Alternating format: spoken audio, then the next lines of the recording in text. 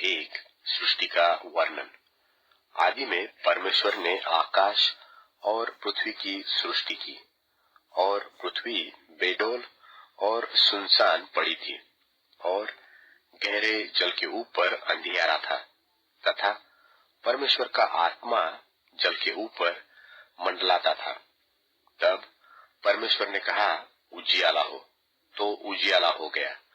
और परमेश्वर ने उजियाले को देखा कि अच्छा है, और परमेश्वर ने उजियाले को अंधियारे से अलग किया, और परमेश्वर ने उजियाले को दिन और अंधियारे को रात कहा, तथा सांझ हुई फिर भोर हुआ। इस प्रकार पहला दिन हो गया। फिर परमेश्वर ने कहा, जल के बीच एक ऐसा अंतर हो कि जल दो भाग हो जाए।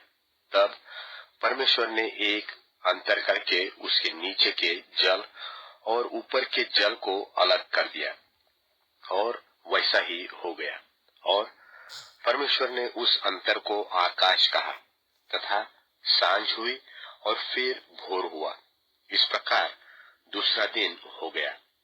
फिर परमेश्वर ने कहा, आकाश के नीचे का जल एक स्थान में इकट्ठा हो, और सूखी भूमि दिखाई दे, और वैसा ही हो गया।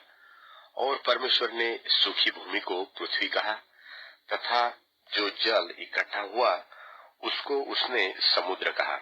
और परमेश्वर ने देखा कि अच्छा है। फिर परमेश्वर ने कहा, पृथ्वी से हरी घास तथा बीज वाले छोटे छोटे पेड़ और फलदायी वृक्ष भी, जिनके बीज उन्हीं में एक एक की जाति के अनुसार होते हैं, पृथ्वी पर उगे, और वैसा ही हो गया।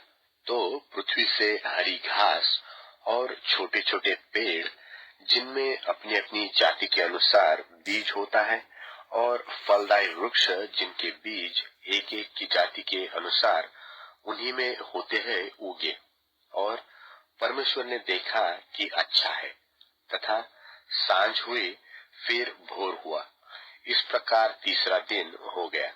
फिर परमेश्वर ने कहा, दिन को रात से अलग करने के लिए आकाश के अंतर में ज्योतियां हो, और वे चिन्हों और नियत समयों और दिनों और वर्षों के कारण हो।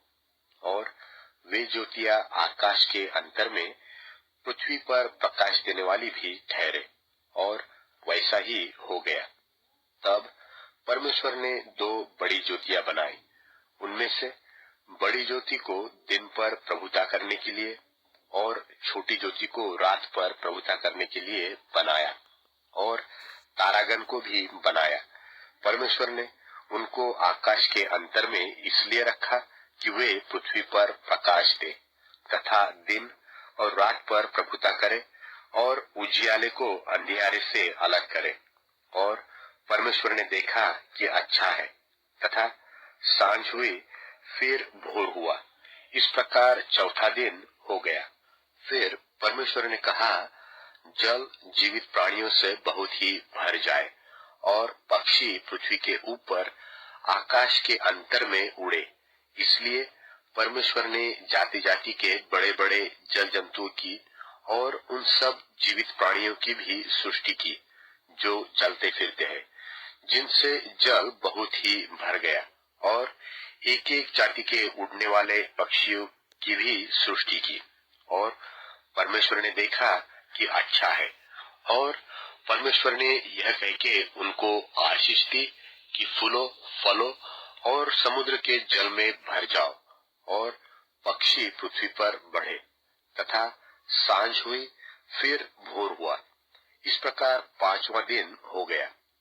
फिर परमेश्वर ने कहा, पृथ्वी से एक एक जाति के जीवित प्राणी, अर्थात घरेलू पशु और रेंगने वाले जंतु और पृथ्वी के वन पशु, जाति जाति के अनुसार उत्पन्न हो। और वैसा ही हो गया। सो परमेश्वर ने पृथ्वी के जाति जाति के वन पशुओं को, और जाति जाति के घरेलू पशुओं को, और जाति जाति के भूमि पर सब रेंगने वाले जंतुओं को बनाया। और परमेश्वर ने देखा कि अच्छा है। फिर परमेश्वर ने कहा, हम मनुष्यों को अपने स्वरूप के अनुसार अपनी समानता में बनाए, और वे समुद्र की मछलियों और आकाश के पक्षियों और घरेलू पशुओं और सारी पृथ्वी पर और सब रेंगने वाले जंतुओं पर जो पृथ्वी पर रेंगते हैं अधिकार रखे। तब परमेश्वर ने मनुष्य को अपने स्वरूप के अनुसार उत्पन्न किया, अपने ही स्वरूप के अनुसार परमेश्वर ने उसको उत्पन्न किया, नर और नारी करके उसने मनुष्यों की सृष्टि की। और परमेश्वर ने उनको आशीष दी और उनसे कहा, फूलो फलो और पृथ्वी में भर जाओ और उसको अपने वश में कर लो और समुद्र की मछलियों तथा आकाश के पक्षियों और पृथ्वी पर रेंगने वाले सब जंतुओं पर अधिकार रखो। फिर परमेश्वर ने उनसे कहा, सुनो, जितने बीज वाले छोटे छोटे पेड़ सारी पृथ्वी के ऊपर हैं और जितने वृक्षों में बीज वाले फल होते हैं, वे सब मैंने तुमको दिए हैं, वे तुम्हारे भोजन के लिए है। और जितने पृथ्वी के पशु और आकाश के पक्षी और पृथ्वी पर रेंगने वाले जंतु हैं, जिनमें जीवन के प्राण हैं, उन सब के खाने के लिए मैंने सब हरे हरे छोटे पेड़ दिए हैं। और वैसा ही हो गया। तब परमेश्वर ने जो कुछ बनाया था सबको देखा तो क्या देखा कि वह बहुत ही अच्छा है। तथा सांझ हुई, फिर भोर हुआ, इस प्रकार छठवां दिन हो गया।